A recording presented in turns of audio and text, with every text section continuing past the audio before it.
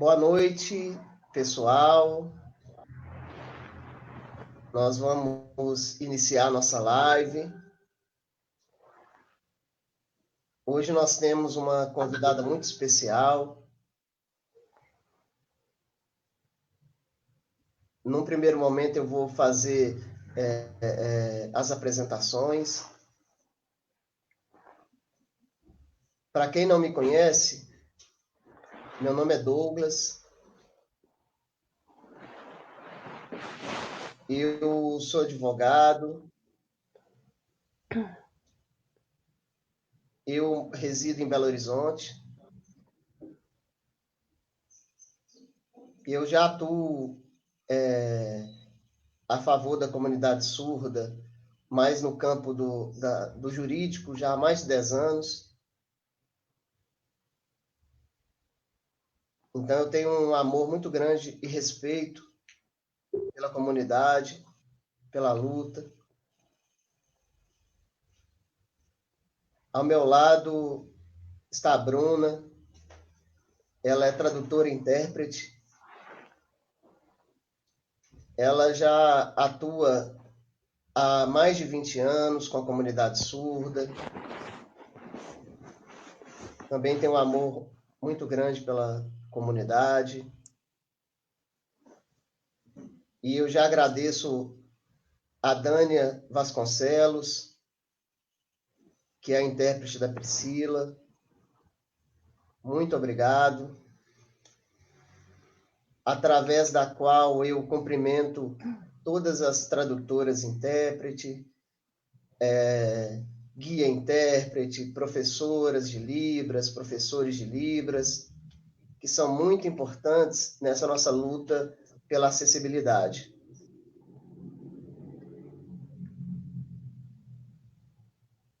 Agradeço muito a Priscila Gaspar por aceitar o nosso convite. Eu sei que a agenda dela é bem sobrecarregada, porque o trabalho lá é praticamente os 7 dias na semana, não tem tempo para absolutamente nada, é muita responsabilidade nas mãos dela.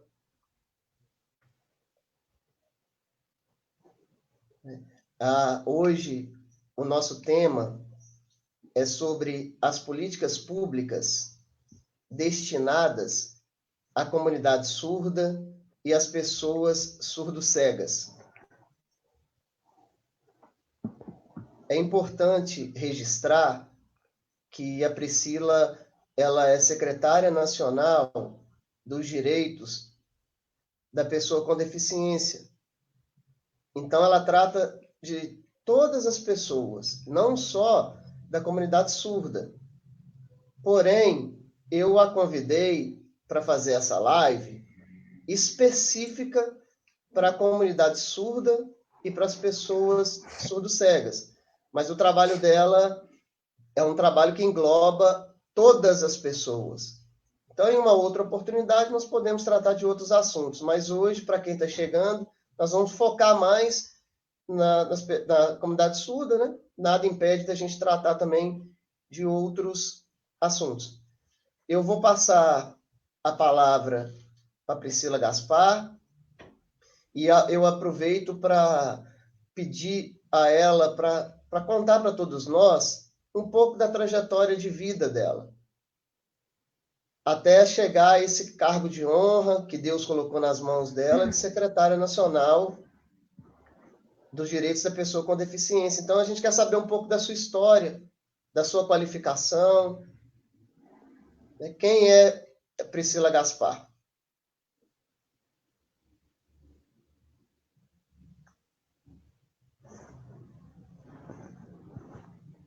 Primeiramente, eu gostaria de cumprimentar a todos. O Dr. Douglas, muito obrigada pelo convite de estar com vocês aqui hoje nessa live, junto com todos vocês. Boa noite, Bruna, também, que está conosco. Boa noite, Dânia. Estamos aqui separados, mas cumprimentando todos vocês. Estamos vivendo esse momento difícil de pandemia, mas graças à tecnologia estamos aqui hoje e podemos nos comunicar e estarmos aqui nessa noite. Bom, como você me perguntou sobre a minha vida, né? Quem é Priscila Gaspar? Quem sou eu? né? Vou relatar um pouco para os senhores. Eu sou a minha família tem surdos, meus pais são surdos, né? Tenho vários surdos na minha família. Meu pai e minha mãe sempre lutaram dentro da Associação de Surdos lá em São Paulo. Eu nasci em São Paulo e os meus pais sempre trabalharam dentro das associações, na Associação de Surdos lá em São Paulo. O sinal é esse, da associação. E os dois sempre estiveram lutando, sempre estiveram ajudando outras pessoas surdas.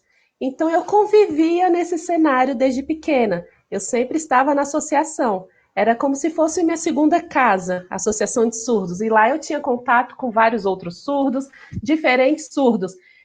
Tinha surdos lá que também tinham algum problema visual, porque naquela época a gente falava que era o surdo e também cego. Depois de um tempo, a terminologia foi mudando e o sinal, e hoje usamos esse sinal para a pessoa surda cega, né? Então, isso foi evoluindo também.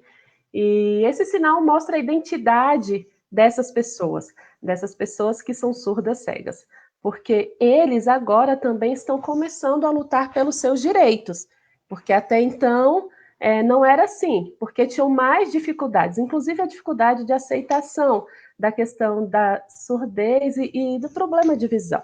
Então, com o tempo, eles foram entendendo suas identidades. E hoje eles estão lutando bastante para que tenham seus direitos garantidos dentro da sociedade também. É uma luta recente as dos surdos cegos, e eles estão ganhando visibilidade. Então, mais para frente eu retomo esse assunto do surdo cego e agora eu vou voltar a falar de mim. Bom, então eu participava da Associação de Surdos e ali eu aprendi muitas coisas.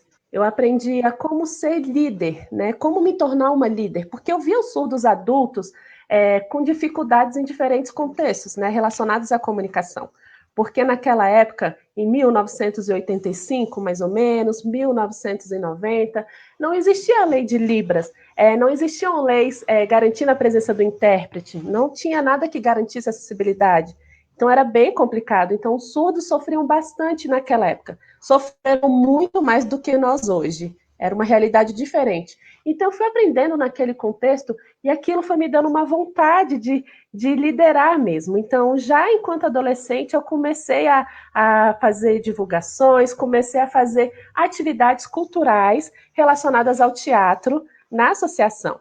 Então o teatro me dava prazer e assim eu ensinava outros surdos. Então, uma vez ou outra no final de semana nós fazíamos isso, a gente se encontrava, porque os ouvintes eles tinham acesso a tudo, as peças teatrais para assistir. Então, nós criávamos nossas próprias peças para que a gente pudesse estar ali com os surdos. E assim a gente tentava chamar os ouvintes para participarem juntos também. Tinha intérprete homem, tinha intérprete mulher, para que pudesse fazer a versão voz das nossas peças no teatro.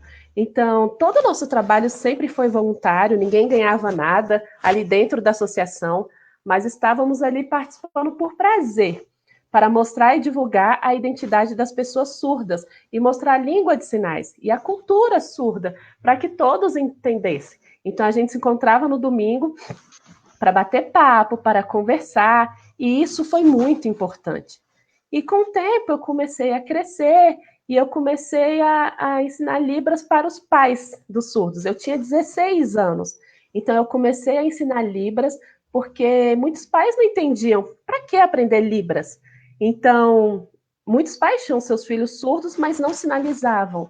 Então, existia essa dificuldade muito grande, porque não tinha aquela comunicação, muitas vezes não sabiam seus nomes, sua idade. Então, assim, eu fui ensinando muitas coisas para aqueles surdos também. Então, eu comecei a perceber que era necessário ensinar Libras para os pais daquelas crianças. E ensinar para as crianças também para que elas pudessem se desenvolver. E assim eu decidi fazer pedagogia. Eu me formei no ano de 2001 em pedagogia, depois fiz letras Libras também, e eu sempre estive voltada para a área da educação, porque eu sempre me preocupei com a educação, com a aquisição de linguagem dessas crianças, e dos pais, e da questão dos professores na escola também, de toda a questão da língua, e assim foi indo, foi indo. Só que, por outro lado, eu continuava trabalhando voluntariamente também, enquanto líder dos movimentos lá em São Paulo.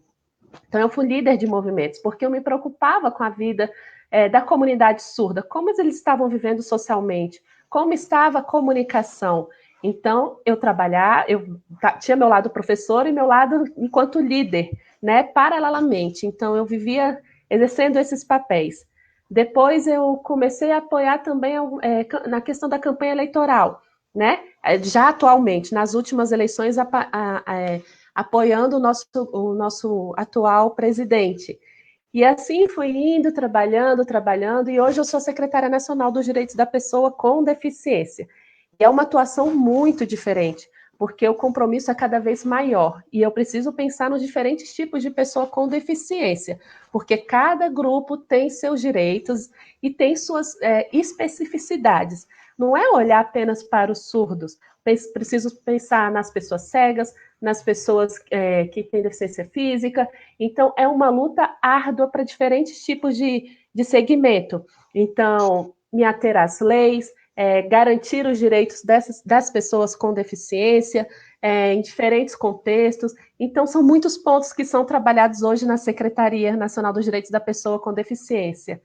E porque às vezes as pessoas pensam que o meu trabalho enquanto secretária é só lutar em relação a políticas públicas para cada segmento. É também, mas é articular junto aos outros ministérios, aos outros órgãos, para que a gente possa ter apoio, né? Por exemplo, a nossa ministra Damares, quando ela não pode ir a algum evento, e ela me chama para estar em alguns outros eventos. E não só a mim, mas o Ministério conta com 8 secretarias, né? São 7, com a minha 8, e são 8 secretários que trabalham com diferentes temáticas, que vão debater de acordo com o tema. Então, tem a Secretaria da Mulher, tem a Secretaria da Pessoa com Deficiência, se for essa temática, eu acompanho a ministra, tem a questão indígena, é uma outra secretária, tem assuntos relacionados à criança, então é uma outra secretária, e assim a gente trabalha junto à ministra Damares também, nas reuniões, para que a gente possa melhorar a vida das pessoas no nosso ministério, que é o Ministério da Mulher, da Família e dos Direitos Humanos, né? Dar valor a esses direitos e visibilidade. Porque aqui em nosso país, muitos direitos são violados ainda, infelizmente. Então, estamos trabalhando para melhorar a vida de cada pessoa brasileira. Inicialmente é isso. Bacana, é uma história de superação, uma história inspiradora. Voltando ao nosso tema, Priscila, a gente que atua na linha de frente com esses desrespeitos aos direitos dos surdos em todos os graus da sociedade, né, a gente percebe como que é difícil. Hoje, nós temos uma lei brasileira de inclusão, que é uma lei boa, é uma lei que reconhece vários direitos, porém, a nossa grande dificuldade é a efetivação dessa lei na prática. Isso no campo da saúde, isso no campo da empregabilidade, da educação e da acessibilidade como um todo. Então, eu gostaria de saber quais ações, quais políticas públicas que a sua secretaria tomou e está tomando e ainda vai tomar para resguardar esses direitos da comunidade surda e também das pessoas surdo-cegas, que sofrem muito, são invisibilizadas, são pessoas que as pessoas enxergam como realmente pessoas invisíveis, né? E a gente vive um momento histórico muito importante com o discurso da primeira-dama do Brasil em Libras, deu uma visibilidade para a comunidade surda. E agora a gente espera e confia que essa lei de inclusão seja efetivada e os surdos tenham igualdade de condições para exercer a sua cidadania com os ouvintes. Então, eu quero saber um pouco mais, já ligado ao nosso tema, das políticas públicas e ações destinadas exclusivamente à comunidade surda, por favor.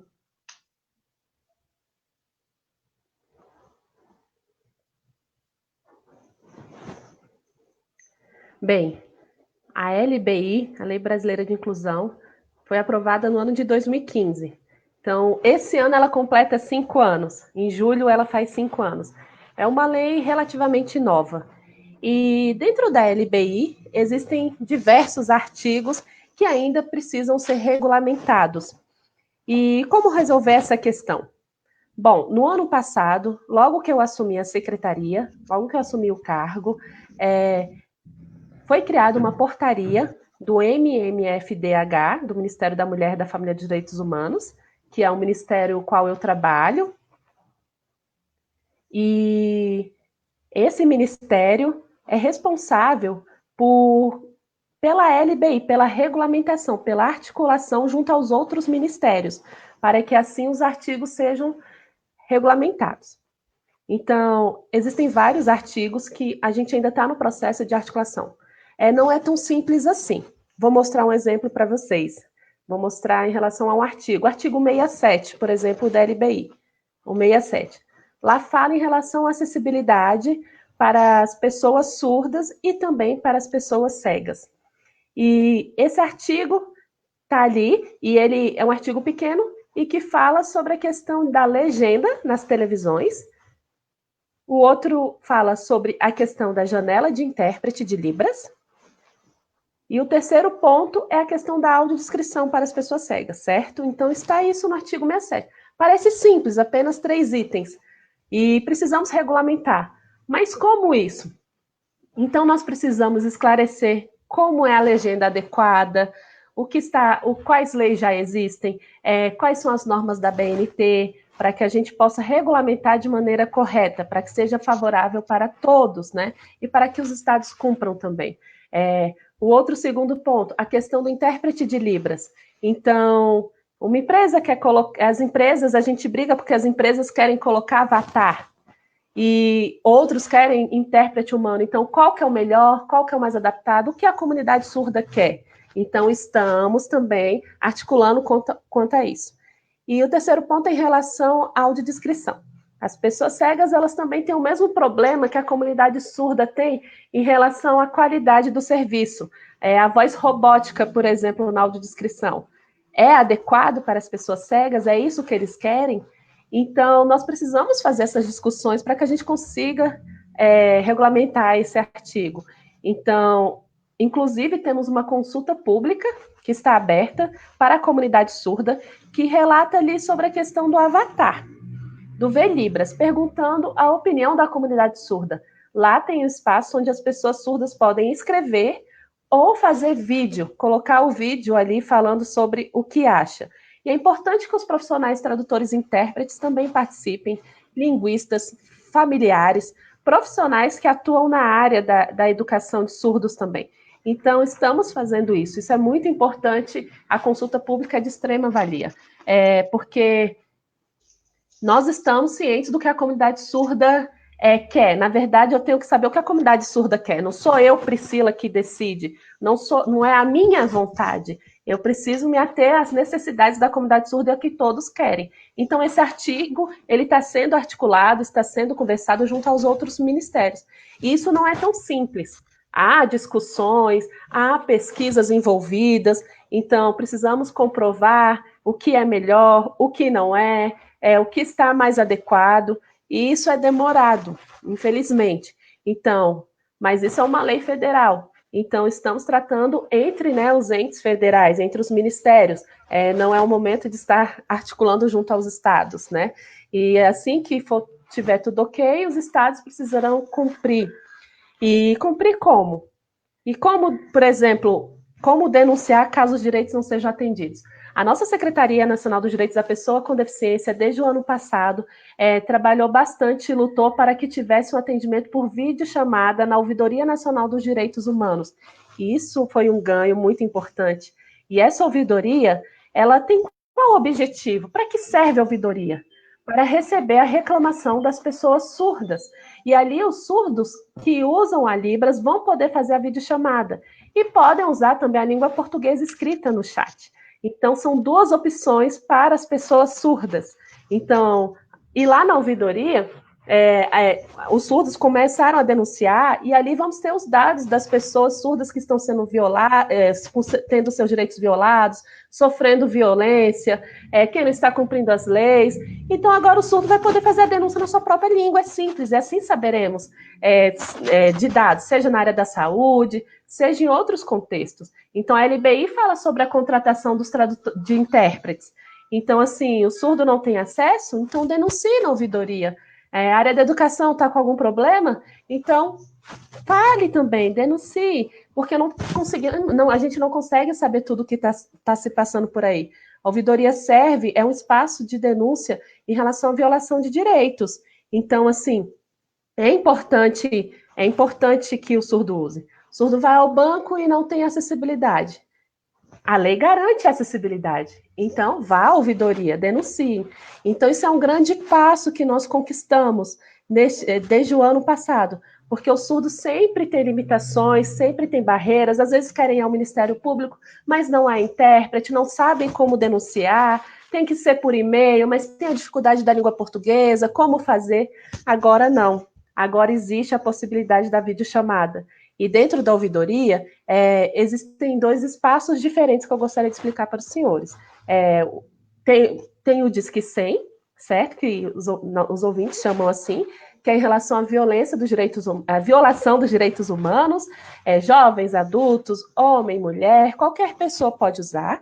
E temos também o Ligue 180, que é o outro número também que é voltado para a violência contra a mulher. Então, as mulheres surdas vão poder denunciar. E violência de diferentes maneiras: violência verbal, violência física, violência sexual, perseguição, abuso, estupro. Então, diferentes tipos podem ser, seja dentro de casa, em qualquer outro lugar que acontecer isso. Então, pode ter a denúncia. E lá tem esses espaços, né, os dois tipos de denúncia. Então, você pode denunciar colocando o seu nome, mas existe também a questão da denúncia anônima. Então, esse tópico também. E que algumas pessoas querem se preservar, tudo bem, não tem problema, pode fazer denúncia anônima também. E isso é muito bom, isso foi um grande passo e funciona 24 horas por dia. Tem tradutores e intérpretes ali e é muito importante. E eu não posso avaliar a ouvidoria sozinha, eu peço que vocês surdos também olhem e se tiverem dificuldade de acesso, se tiverem dificuldade com a qualidade de profissionais, de repente, uma coisa ou outra, vocês que vão me dizer, vocês que vão avaliar esse serviço também, porque eu estou aqui para melhorar a vida das pessoas surdas. E agora é o momento de cada um, é o momento de vocês também, e no momento de se preservar e se defenderem. Eram muitas barreiras, mas agora temos essa possibilidade, então vocês têm seus direitos humanos que precisam ser respeitados. Então, eu convido a vocês conhecerem a nossa ouvidoria e denunciarem. Então, é só baixar o aplicativo, e o nome do aplicativo é Direitos Humanos Brasil. Você pode baixar, novamente, Direitos Humanos Brasil. Esse é o nome do nosso aplicativo. Baixe de maneira gratuita, faça seu cadastro e siga em frente. E boa sorte para vocês. Bacana.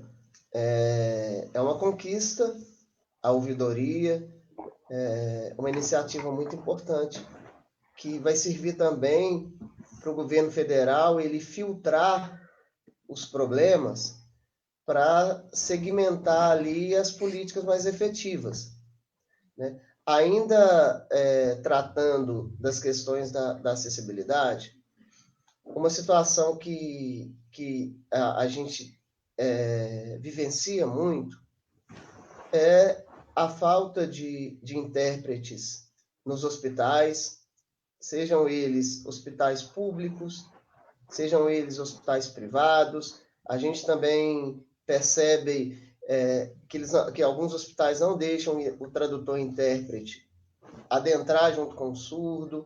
Então, o surdo ele fica desguarnecido ali no momento que ele mais precisa. Os surdos também reclamam muito das agências bancárias, cartão de crédito, bloqueio, desbloqueio de cartão de crédito e acessibilidade nas agências. A gente vê também muita reclamação nas agências da Receita Federal pelo Brasil, e uma reclamação que eu vivencio de perto é no Poder Judiciário. É um absurdo o Poder Judiciário, a nível nacional, não ter intérprete e tradutor de Libras, para que aquele surdo tenha o acesso ao Poder Judiciário, que é um direito constitucional. Nós nos deparamos quase que diariamente com audiências sem intérprete de Libras. E a falta de conhecimento é muito grande, porque hoje a gente sabe que o surdo ele não pode ser tratado como uma pessoa incapaz. E muitas pessoas, inclusive no judiciário, pessoas que têm qualificação, tratam o surdo como um incapaz. Então a gente tem que lutar para que essas barreiras sejam superadas. E diante desses exemplos, eu pergunto, secretário, se tem alguma ação da secretaria ou do governo federal para que seja feito um convênio público a nível federal, estadual e municipal, para que pelo menos garanta nos órgãos públicos a acessibilidade. Tem algum trabalho nesse sentido de chamar os estados, os municípios com o governo federal e fazer um acordo com eles para que esses órgãos públicos forneçam esse intérprete tradutor de Libras, começando pelo poder público?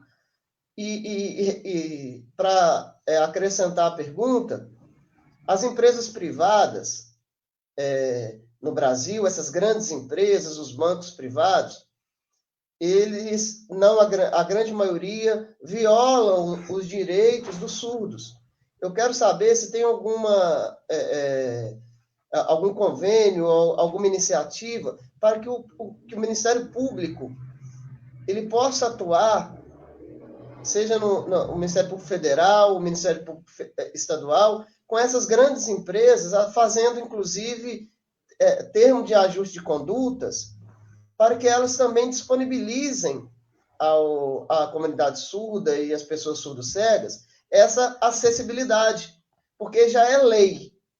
Eles têm que cumprir a lei, né? E o Ministério Público ele pode agir em observância ao preceito legal, já que são direitos coletivos que estão sendo violados aí, né? A grande maioria. Então, eu gostaria de saber nesse sentido desse convênio para que os estados, o município, o governo federal, eles façam um acordo para que os órgãos públicos forneçam intérprete de Libras que não têm, e também as empresas privadas.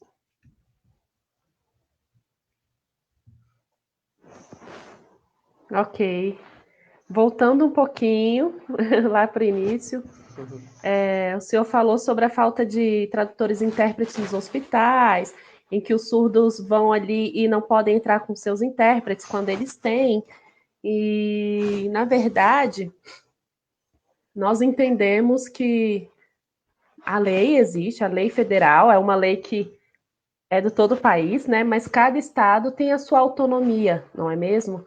Então, dentro do estado, é necessário que a comunidade surda lute no seu próprio estado, né? E que mostre a lei e que mostre que há necessidade de ser cumprida. Porque em âmbito federal, a lei existe, a lei é criada, mas muitos estados não cumprem mesmo, não olham. Mas se tiver um Ministério Público Federal ali monitorando, né, é importante. O Ministério Público vai monitorar, mas como ele vai monitorar se o surdo não consegue denunciar, se o surdo não consegue apresentar sua demanda? Por conta da falta de comunicação, porque no próprio Ministério Público não tem intérprete, e é verdade, então, é muito complicado. E a ouvidoria foi criada pensando nisso também, com o objetivo de que os surdos reclamem, sabe? Para que a gente tenha quantitativo de denúncias, né? E dependendo do tipo da denúncia também, ela é encaminhada para o Ministério Público. Cada denúncia vai ser encaminhada de maneira, de acordo com a demanda. Então, assim os surdos, com essa ouvidoria também, vão começar a entender, aprender e ver que podem denunciar. E com denúncias, os órgãos vão ver que o surdo existe, porque até então o Ministério Público, né, sabe da existência do surdo, mas os surdos não procuravam, os surdos não denunciavam, então não tínhamos nem números para saber quantos surdos reclamavam e quais eram suas demandas. Então, vamos aguardar o movimento surdo em relação à ouvidoria, a resposta do Ministério Público quanto aos números que vão ser apresentados, e assim vamos conseguir a contratação de profissionais intérpretes. Então, é todo um processo. Temos que ver o que vai acontecer, é uma coisa de cada vez. Então, por exemplo, o Ministério Público Estadual também precisa da presença dos profissionais. Se ele recebe uma demanda do Ministério Público Federal, o estadual vai ter que resolver, vai ter que responder, né?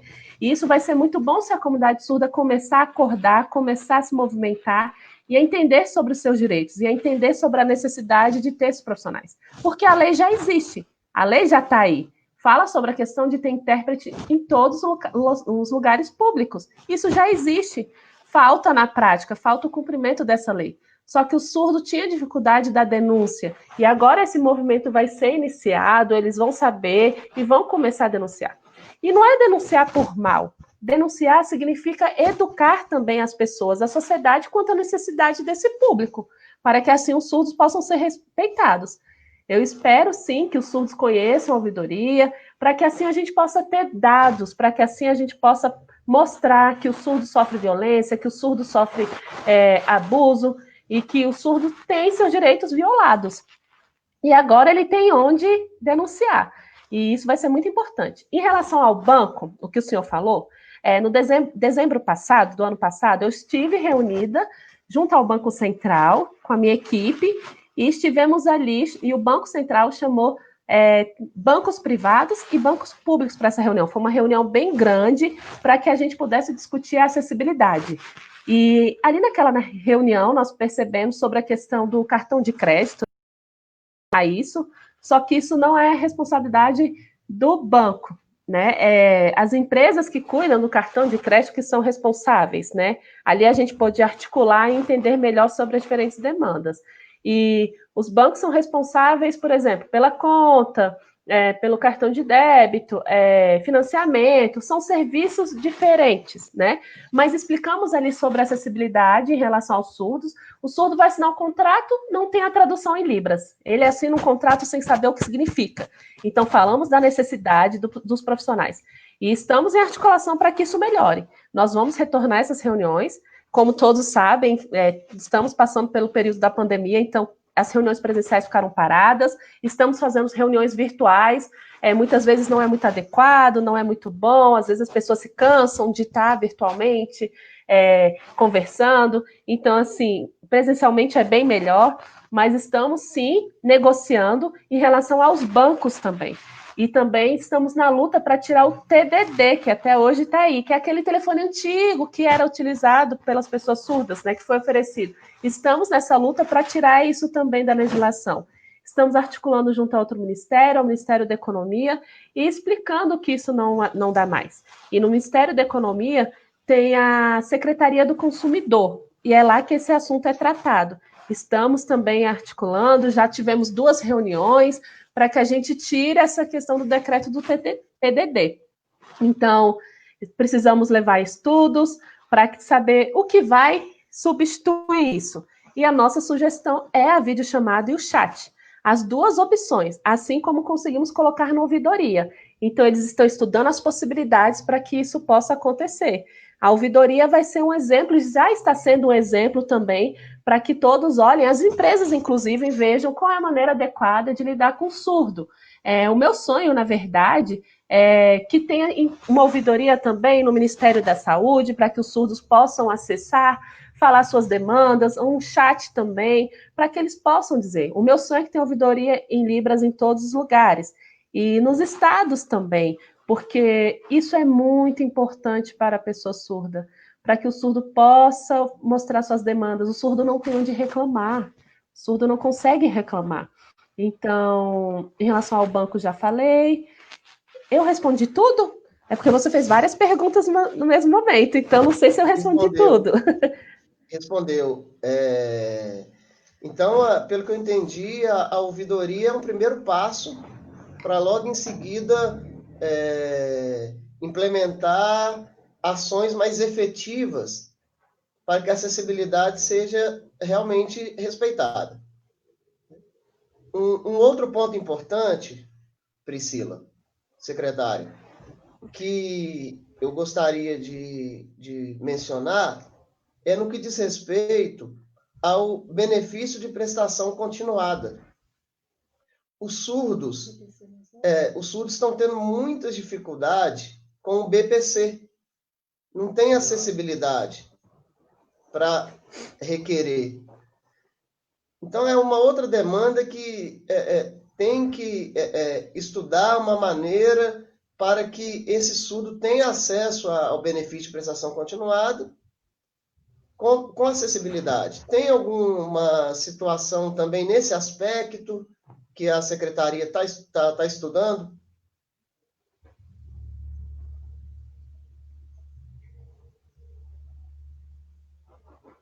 Só retomando um pouquinho, eu me lembrei de uma outra questão, que o senhor perguntou em relação também a convênio, né? Nós elaboramos no ano passado uma cartilha para entregar ao Congresso, né? A cartilha para solicitar emendas parlamentares, né? Para que a gente consiga de deputados ou de senadores uma verba para diferentes ações, seja nos estados ou municípios. E nessa cartilha, nós colocamos ali também um projeto em relação a cursos de formação para tradutores e intérpretes na área da justiça, na área jurídica e na área da saúde. Nós colocamos isso como meta nas emendas parlamentares, para conseguir verba para isso, porque nós precisamos aumentar o quantitativo de cursos e de profissionais, porque direitos humanos não é ligada à formação de tradutores e intérpretes, isso é o MEC. Só que nós estamos preocupados em como ofertar um melhor serviço, como qualificar esses intérpretes, porque aqui em nosso país nós temos poucos lugares que ofereçam curso de formação para esses profissionais.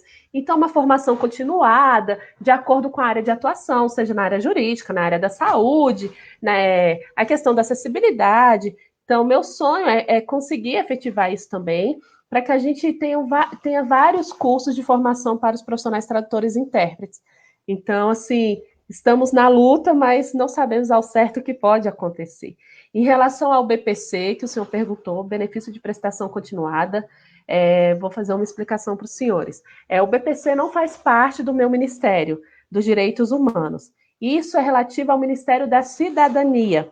Eles que cuidam dessa parte, junto com o Ministério da Economia, né, na questão do INSS, fica ali. Então, eles são responsáveis. Mas nós também já conversamos, já articulamos e solicitamos a questão do BPC acessível, para que os surdos possam ter as informações em sua língua, em como conseguir o BPC, como ter acesso a isso. Porque muitos surdos falam isso comigo no particular, precisam de ajuda, me procuram fora do horário de trabalho, eu recebo muitas mensagens todos os dias, eles questionando a questão da acessibilidade nisso mesmo. E parece que o Ministério da Cidadania está preparando um vídeo sobre a questão do BPC, sobre as informações.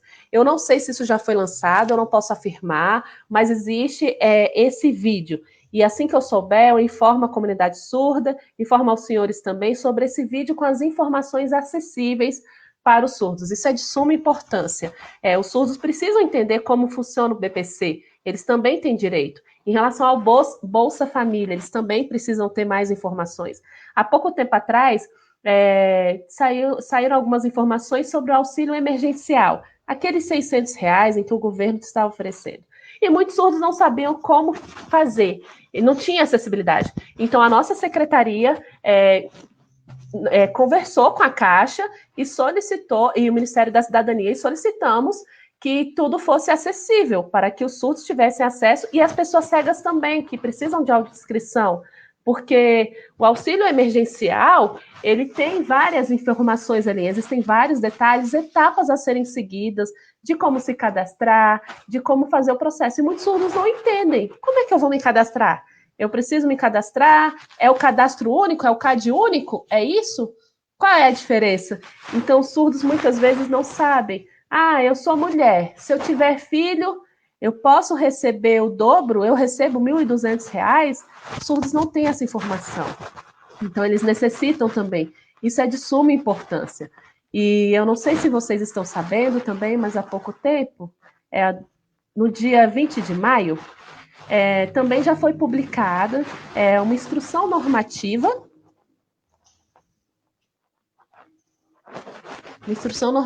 no dia 20 de maio de 2020, e falando em relação aos órgãos federais, que na verdade é uma questão de como se fosse para educar as pessoas em relação à acessibilidade, exigindo acessibilidade com legenda, audiodescrição, libras nas campanhas, nas divulgações, na publicidade do presidente, dos ministros em seus discursos, né? Quando se estiverem fazendo discurso.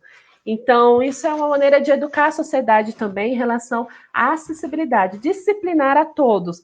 E cada estado pode olhar isso e ver como modelo também. Então, isso é muito importante para que todos aprendam e respeitem a acessibilidade. Eu espero que isso seja algo exitoso para todos. Legal. É bom saber que existem ações que estão em andamento, estão sendo plantadas e que o resultado vai vir, né? Não é simples, não é de um dia para o outro, a gente sabe das burocracias, né? Mas tem essa intenção e estão sendo empenhadas ações que no futuro próximo os resultados mais efetivos vão aparecer, né? Priscila, nós sabemos que hoje nós temos algumas entidades que representam a comunidade surda. Nós temos a FENEIS, que é a Federação Nacional de Educação e Integração dos Surdos, que faz um trabalho sensacional nessa inclusão do surdo ao mercado de trabalho, a questão social, a questão psicológica. Nós temos também a CDBS, que é a Confederação Brasileira de Desportos dos Surdos, que também faz um bom trabalho. Nós temos as associações ao longo do Brasil, são muitas associações, centenas e centenas de associações de surdos, né? Eu penso que é importante esses órgãos de representatividade trabalharem juntamente com a secretaria, porque são órgãos que sabem também das demandas, sabem efetivamente daquilo que o surdo precisa. As associações praticamente estão na base de tudo.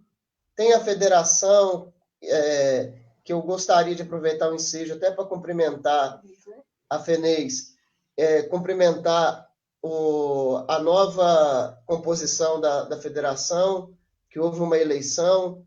Hoje o presidente é o Antônio Campos, e ele tem uma equipe muito qualificada, e eu acredito que essa aproximação desses órgãos representativos, gostaria também de cumprimentar a Diana, que é a presidente da Confederação de Esportes dos Surdos, né? E também todos os presidentes de associações, eles são muito importantes. Então, eu queria saber, secretária, se realmente é importante essas federações trabalharem junto com a secretaria e o que a secretaria pode fazer para unir a comunidade surda em todas as suas identidades, seja aqueles que falam em Libras, seja o bilinguismo, seja a oralização. O que a gente pode fazer para unir a comunidade surda a nível Brasil, para a gente conquistar ainda mais direitos, pressionar, efetivar, fiscalizar? Então, em síntese, qual a importância desses órgãos representativos E o que a secretaria pode fazer para unir todos os líderes de todos os grupos, né? E ouvir essas pessoas também, que eu acredito que elas podem colaborar e contribuir muito para o sucesso na pasta na qual a senhora dirige.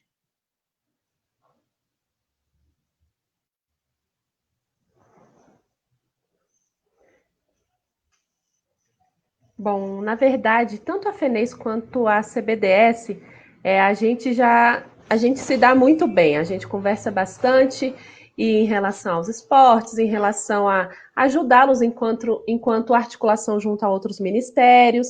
Então, nós temos esse contato, né, de acordo com a necessidade deles. Em relação à FENES também, em relação à questão de acessibilidade, por exemplo, pouco tempo atrás reclamaram da falta de acessibilidade comunicacional dos intérpretes na TV aberta.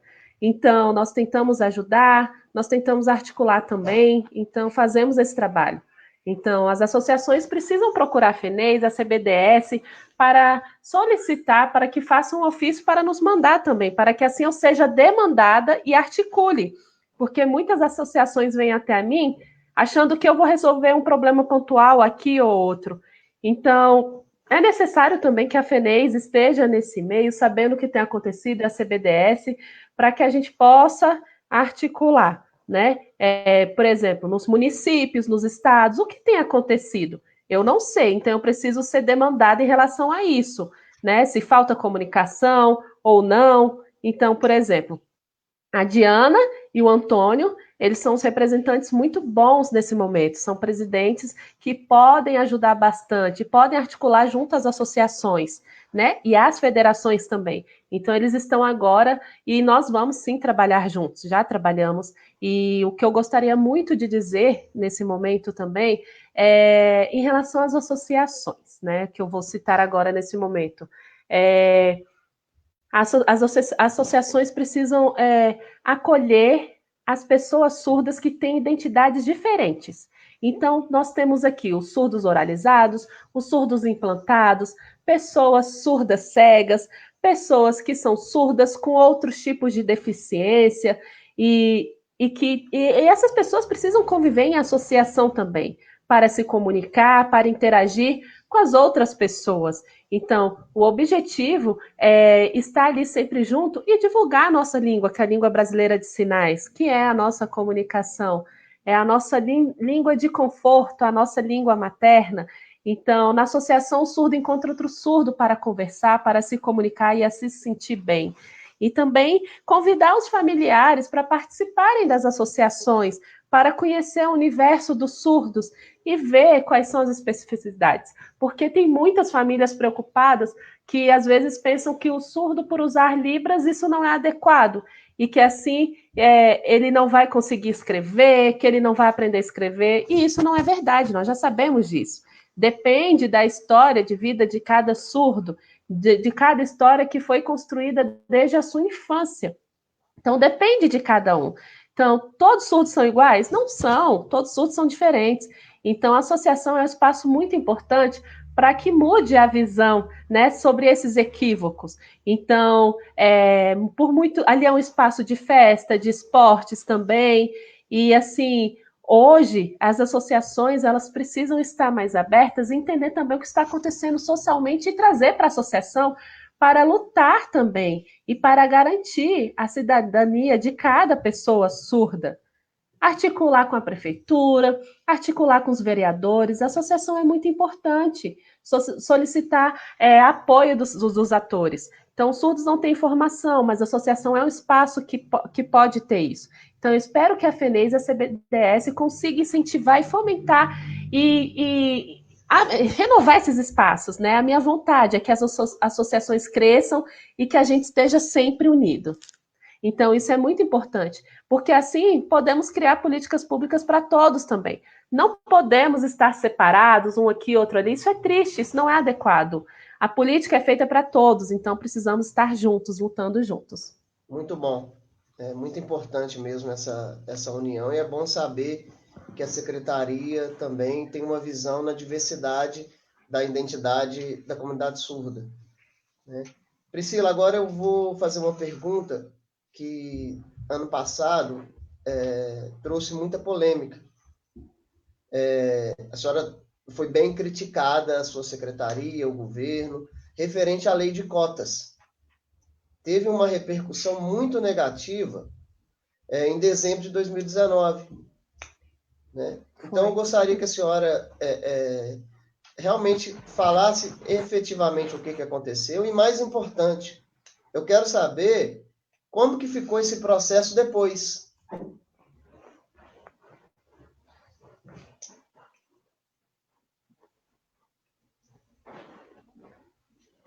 Bom, em relação a isso, foi bem negativo mesmo. A repercussão foi bem negativa da lei de cotas. Todos sabem o que aconteceu em dezembro do ano passado. Isso foi ruim para todas as pessoas com deficiência. Foi negativo, não foi adequado. Foi como se tivesse acabado todos os direitos da pessoa com deficiência. Mas, na verdade, a nossa secretaria lutou bastante, sim, para parar esse projeto de lei, né, para não permitir que ele passasse, porque ele não era adequado para as pessoas com deficiência. Lá no Congresso também, o Congresso não aceitou esse projeto de lei. Na verdade, eu, enquanto secretária, naquele período, eu não podia postar vídeos falando isso ou aquilo, o que estava acontecendo, não tinha como. A nossa secretaria já tinha feito uma nota técnica esclarecendo todas as questões, né? E em alguns momentos não tinha interpretação do que estava sendo dita sobre uma nota que foi divulgada e não foi tão clara. Tinham colocado um avatar, então os surdos não tiveram acesso. Mas nós continuamos na articulação e pedimos para não ter mais esse PL. E assim criar um novo de acordo com as necessidades da pessoa com deficiência. Então, assim, todos ficaram, será que vai voltar aquele PL? Se vocês estão ansiosos, não vai ser daquela maneira, está tudo suspenso.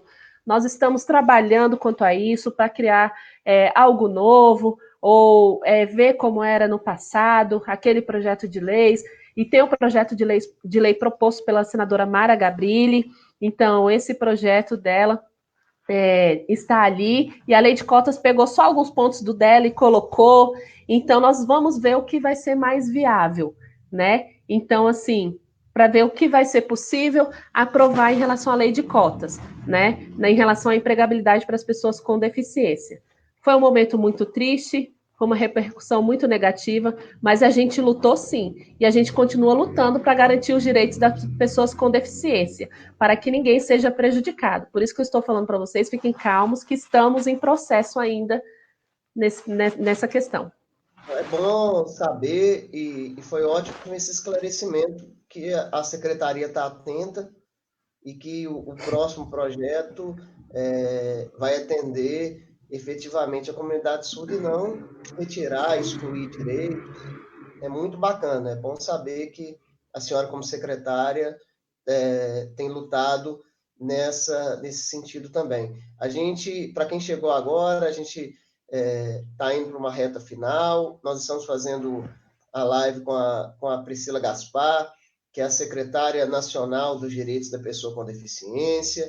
Hoje ela tem falado mais voltada à comunidade surda, mas ela trata de todas as questões para quem chegou agora e perdeu o início. Nós vamos agora para as últimas perguntas. A live está muito boa, muito esclarecedora, audiência muito expressiva. Que bom, graças a Deus. Priscila, um assunto muito importante é a questão da empregabilidade dos surdos. A senhora acabou de mencionar que foi um dos assuntos tratados no projeto de lei, que hoje está suspenso, foi barrado. Né? A FENEIS faz um trabalho muito interessante de inserção dos surdos ao mercado de trabalho através de convênios públicos com órgãos públicos, e ela treina esses surdos, insere eles ao mercado de trabalho em várias funções. O que o Ministério, o Ministério e a Secretaria tem algum programa de empregabilidade também para dar uma dignidade para o surdo, que o surdo ele é capaz, ele pode trabalhar? Tem algo nesse sentido? Tem alguma articulação com os entes com os entes federados, com o Estado, com o município, nesse aspecto? O que você tem a falar sobre empregabilidade? Então, vou explicar para vocês agora em relação à empregabilidade, como o senhor perguntou. Todos pensam que eu sou responsável para conseguir emprego para os surdos, muitos me procuram, e achando que eu faço isso, mas não é bem assim. Em relação à questão da empregabilidade, a Secretaria Nacional do Trabalho, que faz parte do Ministério da Economia. Então, eles são responsáveis por essa área. O nosso trabalho agora, o nosso objetivo é tentar saber quantas pessoas com deficiência estão no mercado de trabalho. Por exemplo, o IBGE, em 2010, mostra que aqui em nosso país, no Brasil, existem por volta de 45,7 milhões de pessoas com deficiência. Ok. E essas pessoas estão divididas em apenas 4 grupos, né? O primeiro grupo são as pessoas com deficiência física, o segundo grupo, deficiência visual, o terceiro grupo, deficiência intelectual, e o quarto grupo, surdos, né? Deficiência auditiva. Então, só que dentro desses 4 segmentos existem outros segmentos, né? Outros grupos de pessoas. E onde é que essas pessoas estão? O IBGE mostrou onde elas estão? Não. E o IBGE diz que apenas 1% das pessoas com deficiência estão no mercado de trabalho, né? Segundo esses dados. E quantos são cegos? Quantos têm deficiência intelectual? Quantos são surdos? Então, isso é o que nós começamos também a fazer um levantamento para saber como está a situação das pessoas com deficiência, para que assim a gente descubra a formação dessas pessoas, se são graduadas ou não, se tem formação técnica, ou se tem uma formação apenas de ensino médio, como está isso? Nós precisamos analisar para que assim a gente possa mostrar que a pessoa com deficiência precisa de cursos de capacitação, curso para que assim ele consiga um emprego, seja em empresa ou outros ambientes, para que assim a gente possa apresentar projetos para as empresas também, relativos às pessoas com deficiência. Então, por exemplo, teremos aqui tem a questão da deficiência leve, média e leve, moderada e grave. Então, assim, a maioria das empresas optam por pessoas com deficiência leve. E as pessoas surdas, elas fazem parte da deficiência grave e muitos não conseguem emprego porque as empresas não estão preparadas para receber essas pessoas surdas. E eles acham trabalhoso ter um surdo em suas empresas, então eles não querem contratar surdo, não querem contratar intérpretes. São poucas empresas no nosso país que fazem mesmo a inclusão. São poucas pessoas que colocam surdos para trabalhar em suas empresas. Tem fábricas que aceitam sim os surdos na linha de produção, porque o surdo ele tem aquela atenção, então ele é bom na linha de produção, mas é só isso que o surdo pode fazer? Existem surdos formados em diferentes cursos, mas eles estão aí sem conseguir trabalhar. Então, nós estamos tentando fazer um levantamento. É tudo muito inicial, mas estamos preocupados, sim, em como ajudar as pessoas surdas e as pessoas com deficiência como um todo, porque eles estão indo até as empresas, mas as empresas estão preparadas para receber a pessoa com deficiência também? É uma outra preocupação. Então, precisamos preparar a pessoa com deficiência e as empresas, né? Então, estamos em processo, né, em andamento também em relação à empregabilidade. Tudo é muito demorado, né? Mas estamos caminhando também e torcemos para que tudo dê certo. E isso faz parte do projeto Brasil Inclusão, a questão da empregabilidade. Então, assim, existem alguns pontos do Brasil em inclusão, mas a nossa prioridade é a avaliação biopsicossocial. Em outras lives eu pude explicar sobre essa questão, em relação a as pessoas terem um certificado e que diga quais benefícios ele terá direito. Então, isso vai ser muito importante. E também nós estamos tentando também, nós temos que fazer, na verdade, também o monitoramento das políticas públicas. Então, se o órgão tá ali, não tem acessibilidade. Então, assim, em relação às informações, cada órgão tem uma informação sobre as pessoas com deficiência. Nós queremos unificar essas informações também. E em relação ao cadastro único, o cadastro único seria o cadastro em que nós teríamos todas as informações ali. Então, as pessoas teriam acesso ali. E isso facilitaria também a vida das pessoas com deficiência. E tem também o campo da empregabilidade. Então, o Brasil Inclusão tem vários itens. Esses três que eu falei inicialmente são a prioridade. E tem também um grupo de trabalho da LBI, que trabalhamos bastante em relação à regulamentação dos artigos, que também faz parte do Brasil Inclusão, e como eu expliquei anteriormente. Então, mas tudo é lento, tudo é burocrático, infelizmente. Então, eu peço para que todos compreendam também, porque há um processo a ser feito antes de que tudo seja efetivado.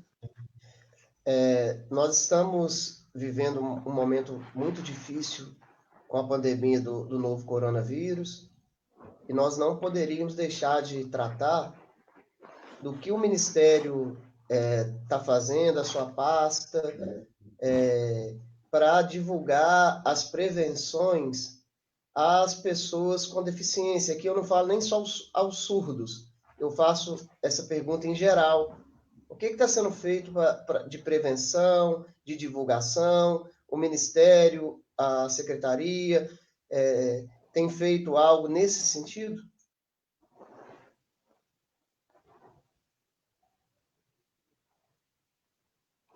Bom, logo no início dessa pandemia, nós fizemos um vídeo com orientações em relação ao coronavírus para todas as pessoas com deficiência. Fizemos isso lá no início de tudo. Depois, nós começamos a conversar com os outros ministérios, com os outros órgãos, por exemplo, o Ministério da Saúde, né? Nós oficiamos o Ministério da Saúde solicitando atenção à acessibilidade para as pessoas com deficiência. E solicitamos também ao Ministério da Ciência e Tecnologia, o MCTIC, para garantir a acessibilidade, como tendo legenda, audiodescrição e intérprete na TV e também nas informações. Mandamos um ofício também para a ABERT, que é a Associação Brasileira de Rádios e TV, solicitando também para que a divulgação, para que as TVs, os canais abertos tenham acessibilidade, como Rede Globo, SBT, Record, todos esses canais, para que cumpra a acessibilidade. Então, nós criamos também cartilhas nesse período, e cartilhas online. E para quê? Naquelas cartilhas tem as informações de diferentes contextos. E todas as cartilhas são feitas em HTML, para que as pessoas cegas possam ter acesso. E todas as cartilhas também têm os vídeos em Libras e tem o texto. E as cartilhas são diferentes temas. Eu posso citar para vocês. Uma cartilha de orientação para os familiares que têm filhos com deficiência dentro de casa. Então, quais atividades fazer com essa criança nesse período? Uma outra cartilha é de como se prevenir em relação ao coronavírus. Então, assim, com dicas para os diferentes tipos de pessoa com deficiência. Também temos uma outra cartilha que é sobre perguntas e respostas para as pessoas que têm doenças raras, porque as pessoas com doenças raras fazem parte da Secretaria Nacional. Temos uma outra cartilha relacionada...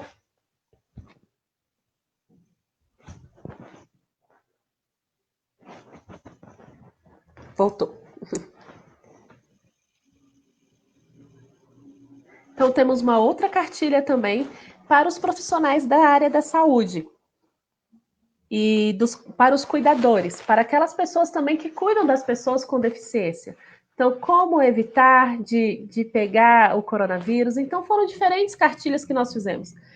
Articulamos também, conversamos com os conselhos estaduais dos direitos da pessoa com deficiência, para tentar entender o que tem acontecido em cada estado, como está a situação das pessoas com deficiência.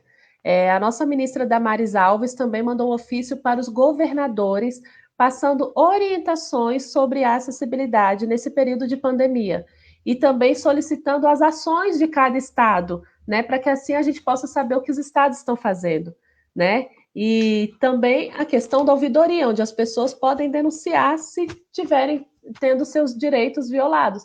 Por exemplo, não tem atendimento para o surdo no hospital nesse período. Então, tem a ouvidoria para que ele possa reclamar. Nós também estamos articulando junto a organismos internacionais, a outros países, mostrando que nós estamos fazendo. Então, na verdade, outros países sul-americanos, eles estão tendo bastante dificuldades também em relação à acessibilidade para as pessoas com deficiência nesse período. E, claro, principalmente na área da saúde.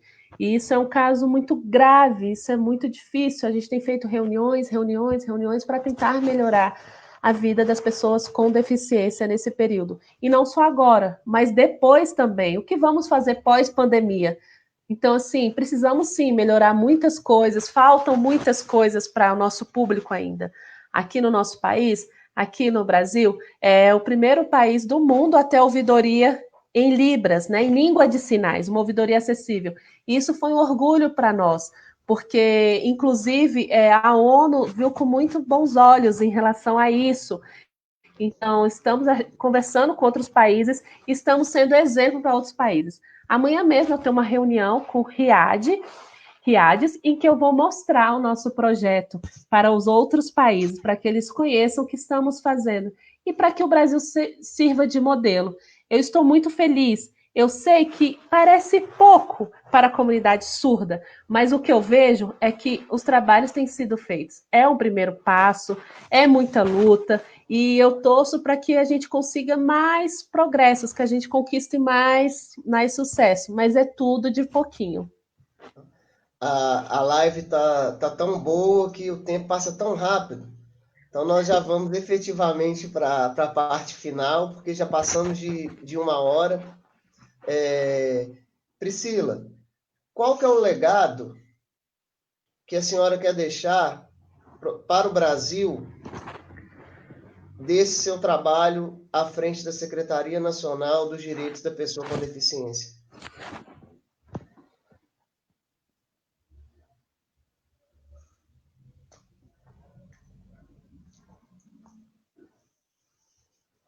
Bom, para mim é a aprovação da avaliação biopsicossocial. Esse é meu maior sonho, que isso seja um legado. E claro, acessibilidade para todos.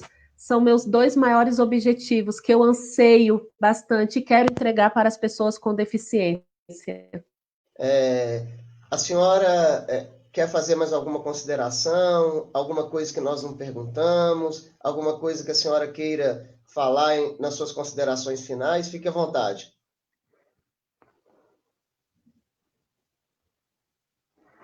Bom, eu gostaria de passar uma mensagem para a comunidade surda hoje. E comunidade surda cega também, para os surdos cegos também.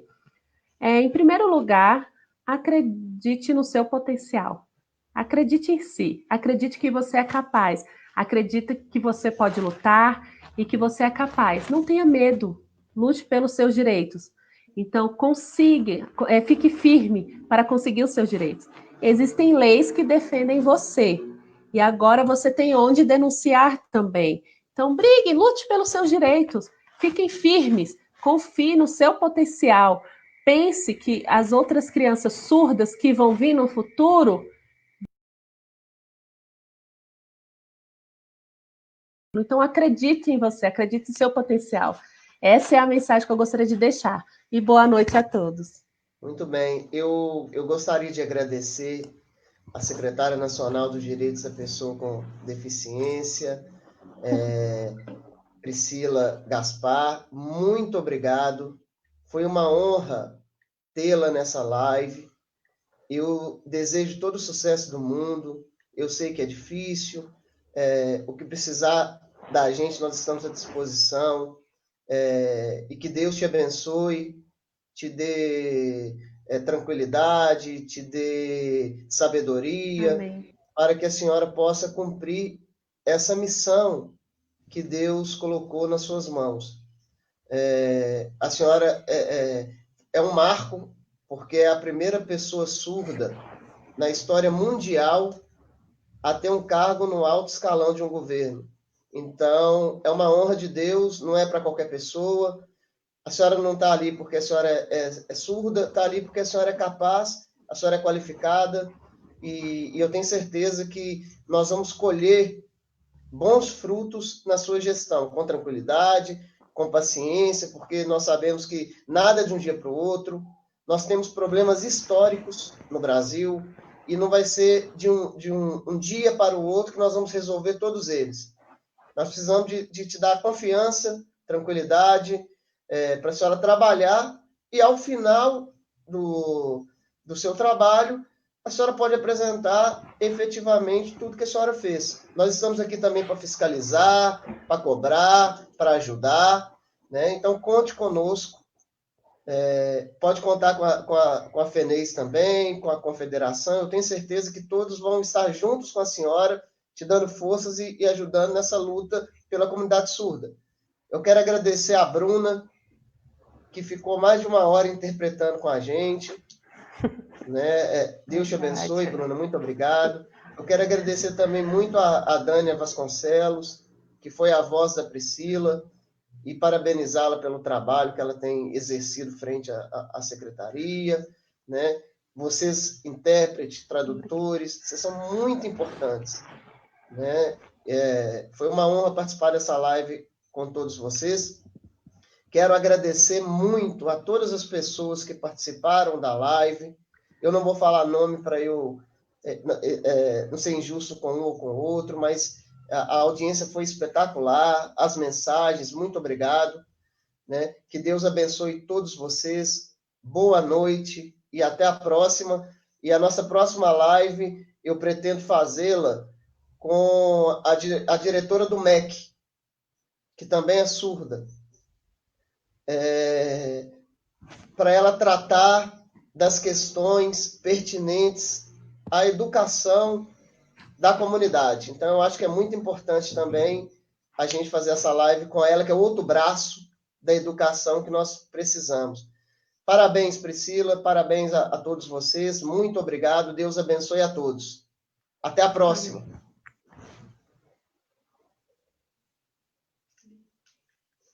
Um abraço, Deus abençoe. Tchau, tchau, muito obrigada.